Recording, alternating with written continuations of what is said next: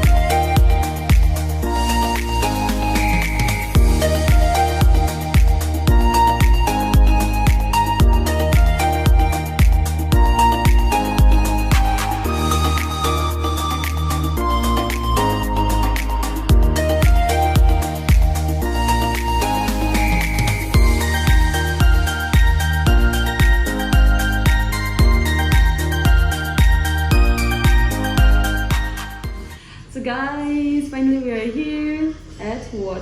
Kohima. Yeah, the heritage, and here meet my friend Manju. Hi. Yeah. So yeah, we have our Krinty here. Yes. So we're gonna have a random talk conversation because it's been a long time, right? I mean, Yeah. it's been more than 2 years. 2 years, yes. How have you been? I'm okay, but then I think I am here in my dream place, so I should be really happy. Yeah. So when did you came to Nagaland? I came here in February. Oh, Yes. yeah. It's been quite a few months now, Yes, right? yes. And how are you feeling? I am so happy. It's like a vacation. I mean, Oh. I'm on a vacation, a very long vacation. Yeah. But So, yes. who was your first Naga friends? I mean, before you came here, before Ta-da! me. Yes. Okay, so we have been friends since 2016. Right. We were roommates. We were studying in Dada Institute in Mumbai. Yeah, Yes. that's how we met. And okay, so after you met me, you know about Nagaland and all the stuff. So before you came here, what was your presumptions about Nagaland? I knew quite a lot about Nagaland because I read books, I saw a lot of YouTube videos. So I was familiar with Nagaland, but when I met you guys, I kind of learned a lot about Nagaland, about the culture, about different tribes, and tribe makes me so overly enthusiastic because I'm also tribal. So I was really interested to know about your culture, about your, everything, basically everything about your tribe, your community. So yes, I was really excited. So like you are here for your work. So can you tell them something about your work? So I am working with the Honorable Governor of Nagaland. We are under the team called Governor's Young Fellowship Program, and we are 5 of us, and I'm the only person from outside. And we are working on a lot of sectors, but to be precise, I'm working on livelihood sector of Nagaland. So yes, it's quite interesting because I get to know Nagaland from the inside story. Yes. How do you feel? I just pray and believe that like you don't live with that kind of perception that oh my god, Nagaland is so corrupted. Of course everywhere corruption happens, but still yes, I mean corruption happens everywhere. Even humans are corrupted. Yeah. But I think we need to focus on why we have corruption, and that's what we're doing here, and that's the kind of work that we are focusing on. I mean, even our honorable governor is very enthusiastic about his work. So whenever we tell him that okay, I think there is a corruption, he tells us okay, we have. So what are we doing now? Don't tell me that there is corruption. Yes. Look for the root cause. Yes. So he wants us to find out problems. Of course, he knows that too, but then he also wants us to focus on the problem rather than just pointing out at problems. So yes, it is very interesting. Yeah, it's no use pointing at the problems. Exactly. You have to dig it, and then you have to try to Exactly. We have to be very curative about the problem, find out solutions. That's how we are going to solve problems rather than just pointing. And it's so easy to point at. And everyone knows how to point out the problems. Exactly. But the work should be the solution. Exactly. Yeah. So your presumptions of Nagaland, and after you came here, like was it similar or was it different? From what I have read, from what I have heard, I think it's much more than that. I think it happens only when you physically come into the direct contact of the place and when you leave there. Yes. Because anybody can say anything about a particular place, but it's you who is going to be here and judge, right? And what you experience. It's oh my god, it's so beautiful. Like I can just look at anywhere and I'd be like, what a beauty. Yeah. So you have been to all over the districts in Nagaland, I think. I think that's the best part of my work. We get to visit all the districts of Nagaland. Right? I think it was the second or third week of our arrival in Nagaland, and we were just on the field, and oh my god, yes, I was not even tired. I mean, with the road condition. The road condition is bad, but once you reach the village, the district, and when you see people welcoming you so warmly, giving you so much love, I know. You forget all the pain. I was never sleeping in the car. I was constantly looking out with my phone all the time at the window, and my friends and my colleagues used to laugh at me because suppose if I'm a bit tired and I want to just lie down, I'll just lie down and I'll just wake up and just start taking video. Okay, that's how it works. There are lots of people in Nagaland who have not even visited the entire district, so you're so fortunate actually. Yes. Even I have visited only half, but when we visit, people give us so many the gifts, especially welcoming you with traditional attire. Yes, it's so good. I mean, I wasn't even expecting that I would receive all that thing because we were on a mission, we were there to work. And every district that we visited, of course every district would also mean different kind of tribe, different kind of people, culture. So every district that we visited, oh my god, I think everybody they showered their love. And I have so many gifts from food to clothes to jewelry to everything. See, the people here in Nagaland, the culture is so diversified. Every tribe has a beautiful traditional attire, but leaving that aside, looking into the food, the culture, the lifestyle, how do you feel it? Oh my god, I think each tribe has their own distinctive food, and I loved that. I mean, we were so pampered that I was at one point I was like, please don't pamper me so much. And especially because I've come from outside, they would treat me different. I mean, not like different, but they would treat me with so much care and so much love. And they would be like, you won't get it outside, just have this. Yes, thank you. And even with my tummy full of food, I used to still eat it because they offer you. I love this word, kakwa ta na. Kakwa. Now she can speak in Nagamese. Okay, guys, be careful in front of her. You cannot bitch in front of her. So, talking about the food, like it was not your first time eating all those fermented bamboo shoot akuni here, because we have already tested in Mumbai. We always bring food from our home and we share our same table. So, how did you feel like when we first offered our food to you, which was really smelly? I mean, it smells a lot, of course. So how did you feel? Like I said, I don't want to say that I'm so good, but I think I never judge anybody just outrightly. I would want to share conversation, some kind of conversation with them, and then I would come to a conclusion. So even when I first thing that I smelled was bamboo shoot, and I was very curious because I was like, I have smelled this before, right? I was looking forward to taste everything that you wanted to offer me, and I think I never said no. International mouse. Yes. So in the age when we open our food, people intentionally they just show us like they run away from us. And most of us would avoid us. I mean, even in the dining hall when we take the food and eat there, people will be like running away from us. And they would just give us some bad comment, that negative comment, that facial expression. And I used to be so protective about my old friends. I would be like, what? So and I also believe when you insult somebody's food, you're also insulting their culture, their tradition, and you're insulting them. So why can't be accepting? I mean, of course, everybody has their own way of cooking. Everybody has their own traditional dishes, and it's not the Indian food thing which we have. Okay, this is Indian food, or this is not an Indian food. I mean, we don't have nothing like that. We do not have anything like that. We do not even have national language. But when people tell me that you don't know Hindi, because my Hindi is not so good also. Like I can speak Hindi, but then it's not like yes. They used to tell me, you don't know your national language, and I'm like, hello, we don't have national language. So similarly with the food, if you do not offer them the kind of food that they want to see, they'll be like, okay, this is not what we eat. And it's really disrespectful. Exactly.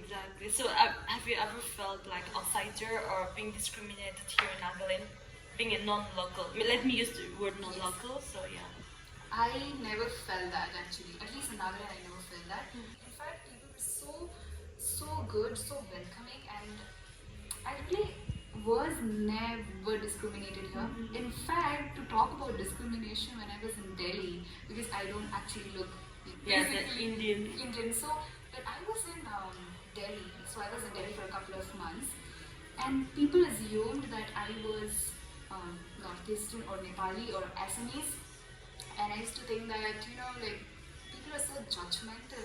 So I felt like that was also kind of discriminating because you don't know me and you just assume that I'm an Assamese. I mean, wow.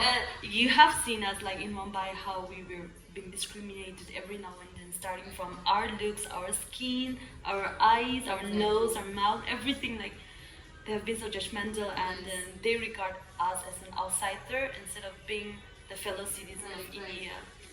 I feel like that's where it comes from, right? Because most of us have that feeling about Indianness.